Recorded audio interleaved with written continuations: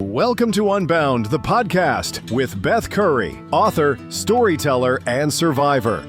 This is where books meet real life, where Beth reads chapters from her work and breaks free from the traditional audiobook format, diving deeper into the personal experiences, lessons, and liberation behind every page. Nothing is off limits. Let's get unbound. Hey there, everybody. Welcome back to Unbound Off Script. I'm Beth Curry. So as I like to say, every single off-script episode at the start of the show, stay curious, stay questioning. Actually, I've never said that, not once, but probably a few of you just kind of nodded along like, oh yeah, there's the catchphrase. You know, that kind of weird sensation where your brain accepts a fact that was never really true is exactly where we're headed today. Talking about the Mandela Effect. This episode was a request. As I've said previously in other episodes, and this is real, I have said this, not a Mandela Effect, this one, I've said if anybody out there has anything that they want to hear me talk about, you know, I love a good topic. I love to research things, interesting things, dig really deep, and then apparently and evidently I like to talk. So I will then talk about it. So if you have any ideas that you want me to ramble on about, for no good reason other than you're just bored and you want to hear someone else talk about things you're thinking about, let me know. Contact info is in the show notes. This particular idea, though, came from one of my biggest supporters, and I would love to have suggestions from other people sometimes too. Okay? This episode might make you question either your sanity or the fundamental nature of reality. Maybe both, probably both. And before you roll your eyes and think, oh, it's Beth doing her conspiracy theory nonsense again, just hear me out, okay? Because whether you believe in parallel universes, simulation theory, or just an overall mass delusion, which seems to be a pretty recurring theme right now in the world, the Mandela Effect is fascinating. You can't really deny that. And it's hilarious a little bit and deeply unsettling. So here's the setup. Millions of people remember things one way. Reality says they're wrong. But it's not just random mistakes. It's specific, detailed, shared, false memories. We're all wrong in the exact same way. So either we're all experiencing the same memory glitches, or reality itself is being edited and we're just catching the changes, right? Or someone's completely fucking with us by labeling all of this Mandela Effect and watching us lose our minds trying to figure it out. So I want to explore every possibility because I promise you by the end of this episode, at least 3 things that you were 100% certain about are going to turn out to be wrong. So the term Mandela Effect comes from Fiona Broome. She's a paranormal researcher who I think it was 2009, I didn't write that part down, discovered she wasn't alone in remembering Nelson Mandela dying in prison in the 1980s. Not just dying, she remembered news coverage and funeral footage and riots and his widow's speech, detailed specific memories of an event that never happened. Because the thing is, Nelson Mandela didn't die in the 80s. He was released from prison in 1990. And he became the president of South Africa, and he died in 2013. And this is documented, verified, and impossible to dispute. But the weird thing is, Fiona wasn't the only one with this memory. At a conference, she mentioned it and discovered probably dozens of other people remembered the exact same thing. Same details, same conviction, and same completely false memory. How? How do multiple people independently remember the same event that never occurred? That's the Mandela Effect. And once you start looking for examples, you realize they're everywhere. And at least a few of them are going to make you go, wait, what? So I'm going to go through the greatest hits of collective reality confusion just to set things up here. I'm going to start with the one that kind of breaks everyone except for me because I grew up on the right side of this one. A children's book. Berenstain Bears.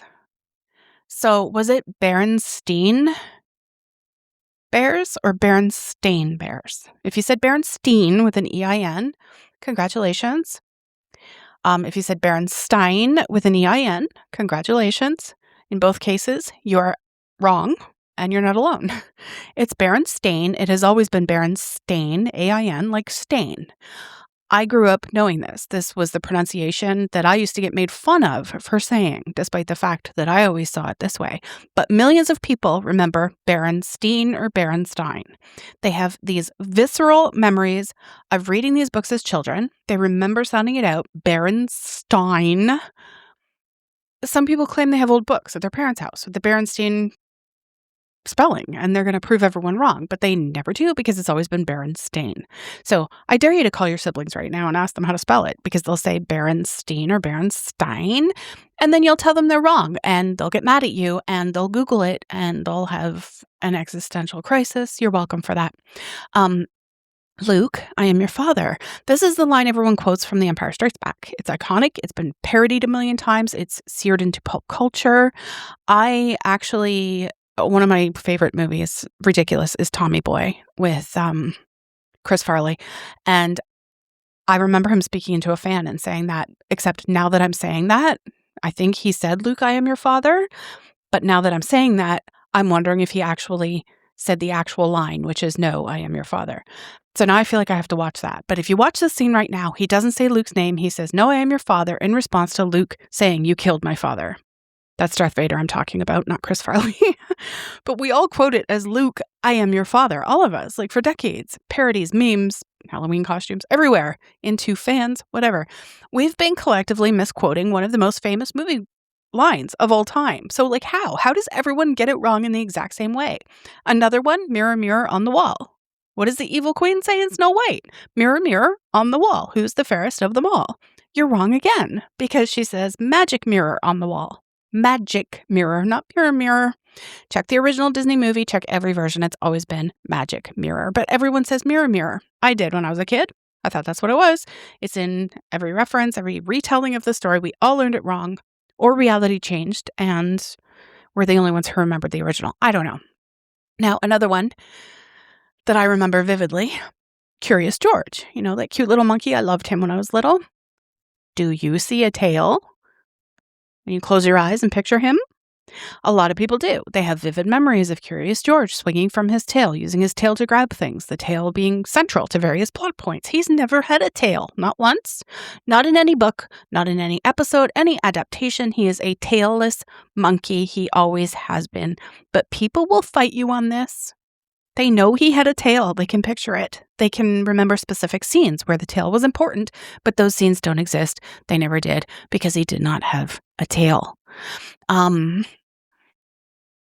Rich Uncle Pennybags, the Monopoly Man. Top hat, mustache, fancy suit. Does he have a monocle? If you said yes, you're wrong. He's never had a monocle, not in any version of the game ever, in any country at any time. But so many people can picture it clearly. They remember the monocle. They remember which eye it was on. They remember thinking he looked distinguished with his top hat and monocle combo. Never happened. It never existed.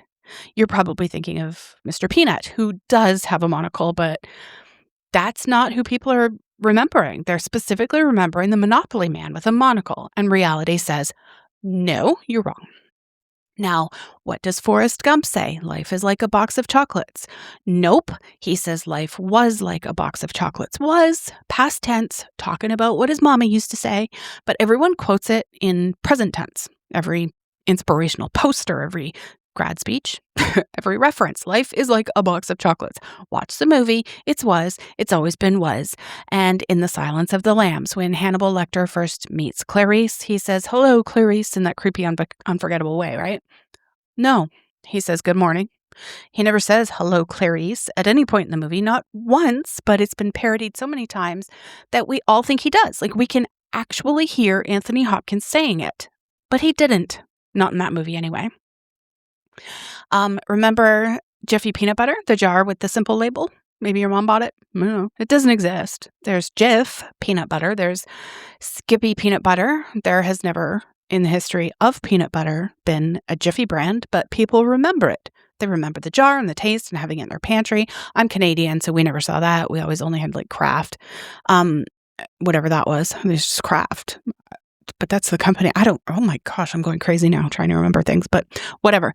People remember it. They remember it all. They remember preferring it over Jif or Skippy because Jif was real. Skippy was real, but Jiffy wasn't. It never existed. Another one, look at the Fruit of the Loom logo. You know, the underwear brand, right? It's just fruit, right? Apples, grapes, some leaves. But do you remember a cornucopia? That horn-shaped wicker basket with fruit spilling out of it? Because a huge number of people do. They have detailed memories of it. Some people learned what a cornucopia was specifically because of that logo. They remember being a kid and asking their parents, what's that basket thing? And being told that's a cornucopia. The logo has never had a cornucopia. Never, not in any decade, any country, any version. Just fruit, no basket, no cornucopia.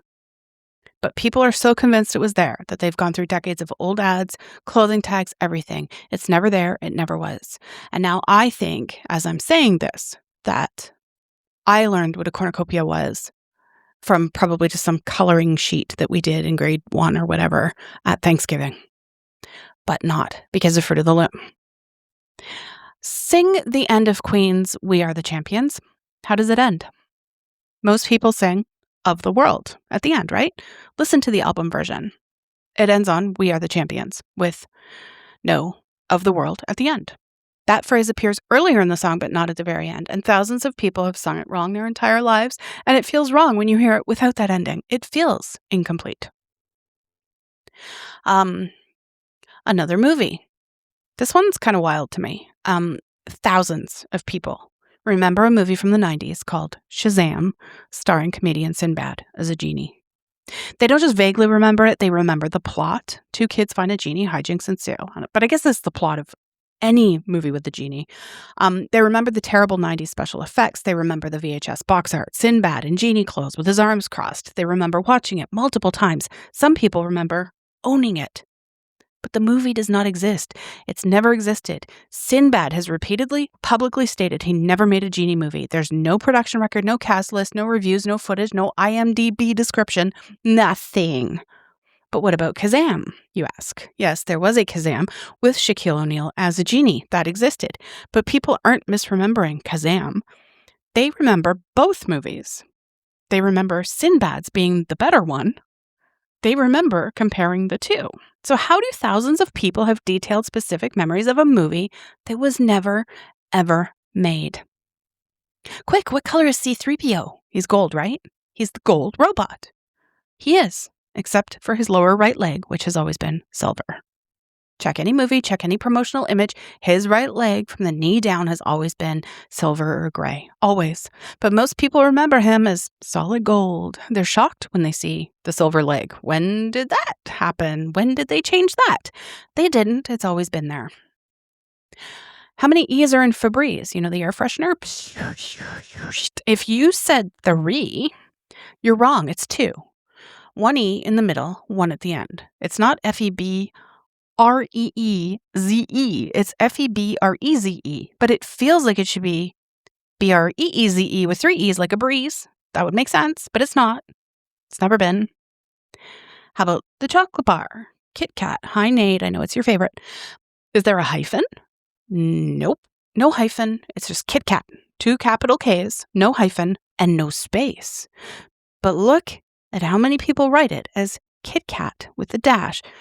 The hyphen. It feels wrong without the hyphen, I think. And then what about the show Looney Tunes? T-U-N-E-S. Like musical tunes. Always has been. But a huge number of people remember it as Looney Tunes, T-O-O-N-S, like cartoons, which would make a hell of a lot more sense, right? They're cartoons. Why would it be tunes, T-U-N-E-S? But it is. It always has been. What color is chartreuse? This is another one that hasn't stumped me because I know, I've had a newborn baby. I know this color well. Most people say it's a reddish color, a deep red, magenta, or burgundy, but it's yellow-green. It's always been yellow-green. That's the definition of chartreuse. But people are convinced it's red. They remember learning it as red. They remember describing things as chartreuse, meaning red. You know, they're thinking of vermilion or carmine or burgundy or something, but somehow collectively, everyone decided chartreuse was red. What about Sarah Jessica Parker show? the HBO show. How's it spelled?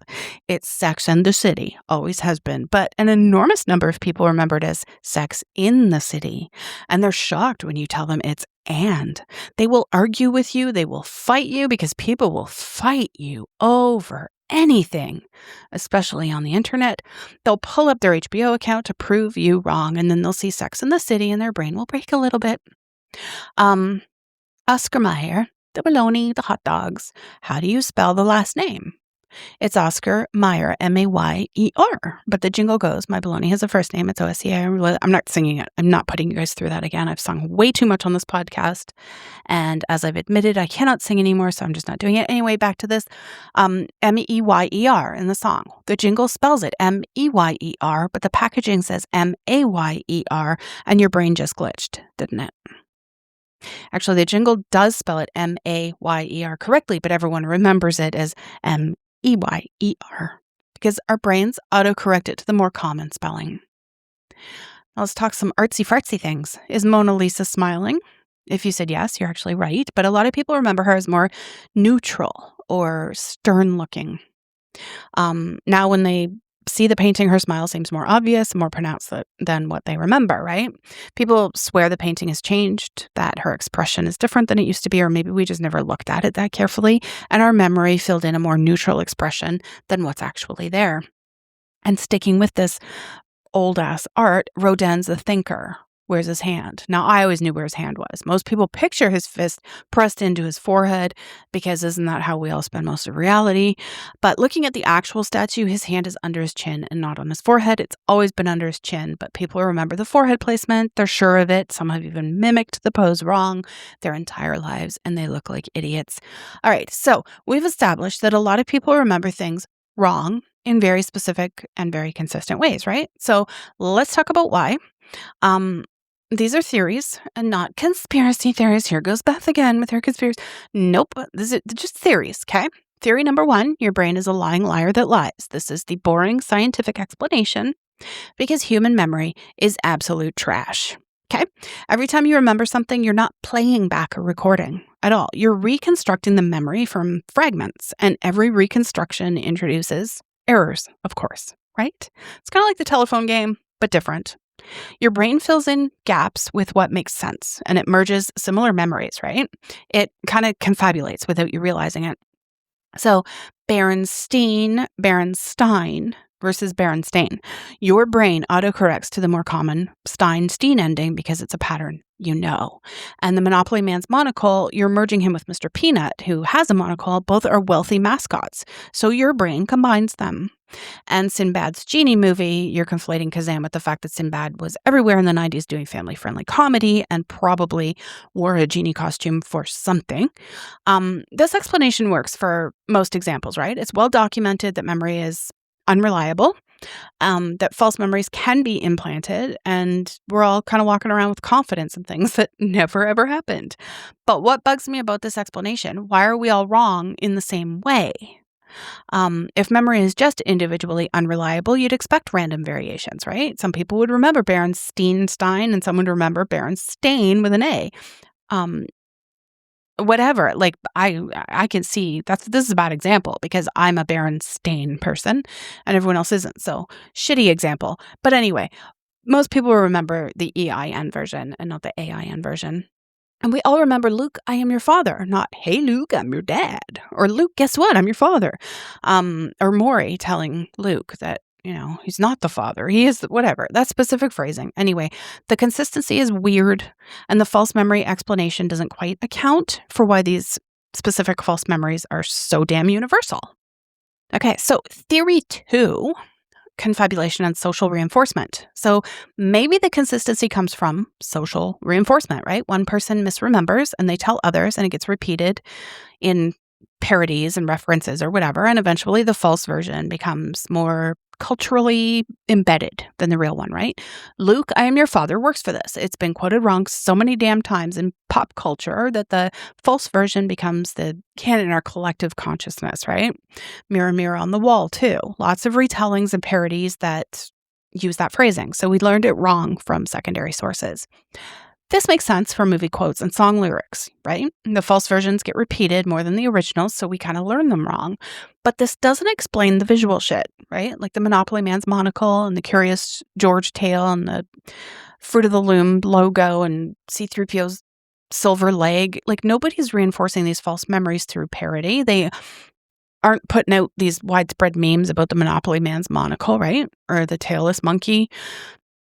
He's been consistently depicted in all media for decades. So it's weird that we would remember these things wrong anyway, like collectively in the same specific way. Here's where I'm going to start to go sideways with you. It's more up my alley. This is theory 3.